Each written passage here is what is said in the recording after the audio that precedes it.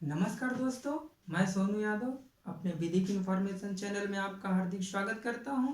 और मैं आज आपको बताऊंगा कि पीआईएल क्या होता है, जनहित याचिका क्या होती है। अक्सर आप देखते रहते हैं कि जो जनहित याचिका है वो आपको पेपर के माध्यम से हो या बड़े बुजुर्गों के माध्यम से हो या टीवी के माध्यम से हो, ये पता चलती है कि किसी गवर्नमेंट के द्वारा या किसी व्यक्ति के द्वारा हाई कोर्ट हो या सुप्रीम कोर्ट में इस मैटर को लेकर के पीआईएल दाखिल किया गया है।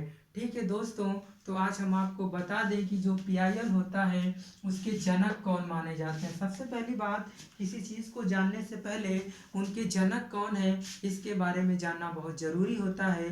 तो हम बता दें कि जो पीआईएल के जनक हैं वो जो है जस्टिस पीएन भगवती को माना जाता है। ठीक है दोस्तों, तो जो जस्टिस पीएन भगवती थे उन्होंने 3-4 निर्देश दिए थे पीआईएल को लेकर के, वो भी मैं आगे आपको बताऊंगा। ये भी बताऊंगा कि पीआईएल से हमें क्या लाभ होता है, कितनी समय लगती है, कितनी प्रतियों में हम हाई कोर्ट या सुप्रीम कोर्ट के अंदर पीआईएल दाखिल करते हैं, किस कोर्ट के अंदर दाखिल किया जा सकता है, किस आर्टिकल के माध्यम से दायर किया जा सकता है। ये चीज़ें हम आपको आज इस वीडियो में चर्चा करेंगे। ठीक है दोस्तों, तो स्टार्ट करते हैं कि जनहित याचिका क्या होती है। आपका क्वेश्चन भी है कि व्हाट इज अ पीआईएल, जनहित याचिका क्या है। ठीक है दोस्तों, तो बात करें तो जनहित याचिका भारतीय कानून में सर्वाधिक हित की रक्षा के लिए मुकदमे का एक प्रावधान है। ठीक है दोस्तों, अगला पॉइंट की बात करें तो अन्य सामान्य अदालती याचिकाओं में अलग है। ठीक है, इसमें यह आवश्यक नहीं है कि पीड़ित पक्षकार जो है, जो पीड़ित पक्ष है वो अदालत में जाए। ठीक है दोस्तों, आगे बात करें तो ये किसी भी नागरिक या एवं न्यायालय द्वारा पीड़ित के पक्ष में दायर किया जा सकता है। ठीक है दोस्तों, तो हम आज आपको दूसरी बात बता दें कि जो पीएन भगवती थे, जिन्हें पीआईएल या जनहित याचिका का जनक माना जाता है, वो कौन कौन सी बातें बताए थे जिसे आज हम पीआईएल को हाई कोर्ट हो या सुप्रीम कोर्ट के अंदर दाखिल करते हैं। आपके दिमाग में होगा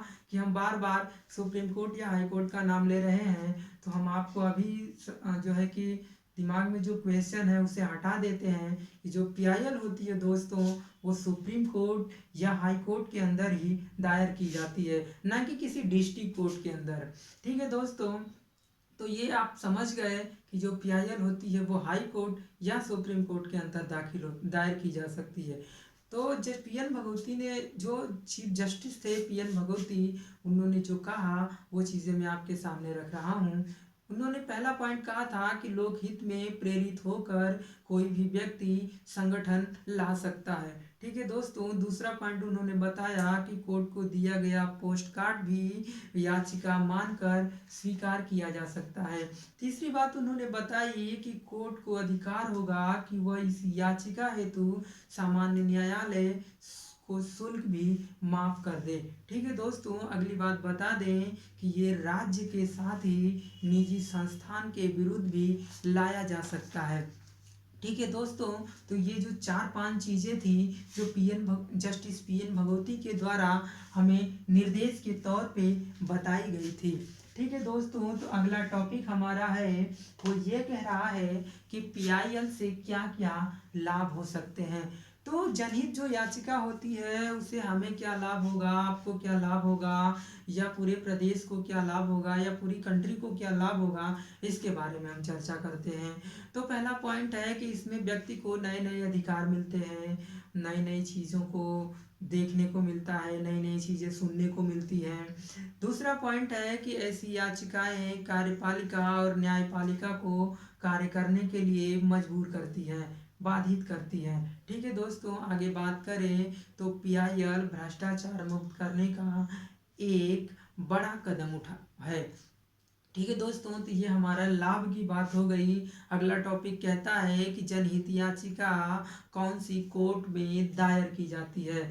तो हम बता दें कि जनहित याचिका, अभी मैंने पीछे आपको बताया कि सुप्रीम कोर्ट हो या हाई कोर्ट हो, इसी के अंदर किसी भी प्रदेश की हाई कोर्ट हो या किसी भी प्रदेश की हाई कोर्ट हो या दिल्ली हाई कोर्ट हो, इलाहाबाद हाई कोर्ट हो, चीफ जो है कि इलाहाबाद की खंडपीठ लखनऊ हो या पटना हाई कोर्ट हो, किसी भी हाई कोर्ट के अंदर आप PIL दाखिल कर सकते हैं और आप डायरेक्ट सुप्रीम कोर्ट के अंदर भी अपनी याचिका को, जो जनहित याचिका होती है, उसे दायर कर सकते हैं।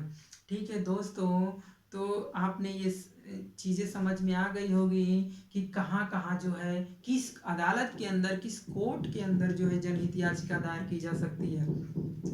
आगे बात करें तो संविधान के अनुच्छेद 226, ठीक है दोस्तों, तो आर्टिकल 226 ये निर्देश देता है हाई कोर्ट को ये अधिकार है कि यदि आपके खिलाफ आप जो है कि जो चीज़ें हाई कोर्ट के अंदर दायर करेंगे, उसको अधिकार है कि वो आपकी याचिका को सुने और उस पर विचार करे।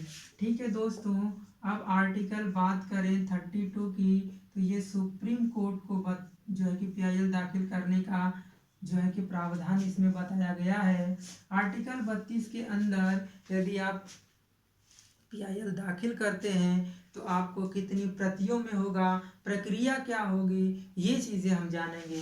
तो दोस्तों बात करें हाई कोर्ट की, तो आप 2 प्रतियों में PIL जो है दाखिल कर सकते हैं। जब आप हाई कोर्ट के अंदर PIL दाखिल करते हैं तो आपको 2 प्रतियों में PIL को तैयार करना होगा।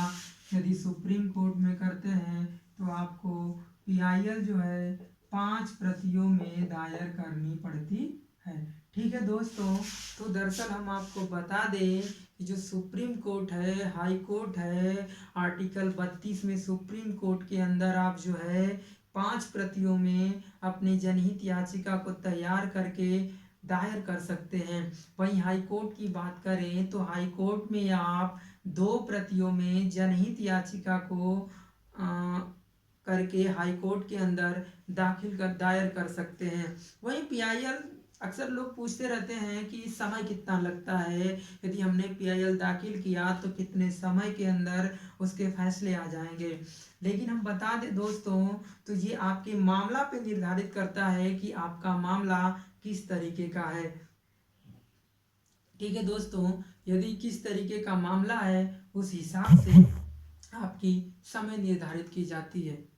ठीक है दोस्तों, तो मुझे उम्मीद होगी कि PIL भी आपको समझ में आ गया होगा कि ये है क्या चीज़, किस कोर्ट के अंदर दायर किया जाता है, कि इसके जनक कौन माने जाते हैं, इससे क्या क्या लाभ है। चीफ जस्टिस PN भगवती के द्वारा जो 4-5 चीज़ें बताई गई वो क्या क्या हैं, वो सारी चीज़ें मैंने आपको वीडियो के माध्यम से बताया। मुझे उम्मीद होगी कि आपको समझ में आ गया होगा दोस्तों, और मैं आपसे कहना चाहता हूं कि आप हमारे चैनल वैदिक इन्फॉर्मेशन को सब्सक्राइब कर लीजिए, और यदि आपको ये वीडियो अच्छी लगे तो हमें कमेंट बॉक्स में ज़रूर बताइएगा, और हमें भी बताइएगा कि सर आप जो है कि इसी तरीके की अगर आपको किसी और चीज़ घटना पे अगर परेशानी हो तो कमेंट बॉक्स में आप बताइए। मैं वीडियो के माध्यम से आपको बना करके इसी तरीके से सिंपल तरीके से आपके सामने प्रस्तुत करूँगा और आप उसे अच्छी तरीके से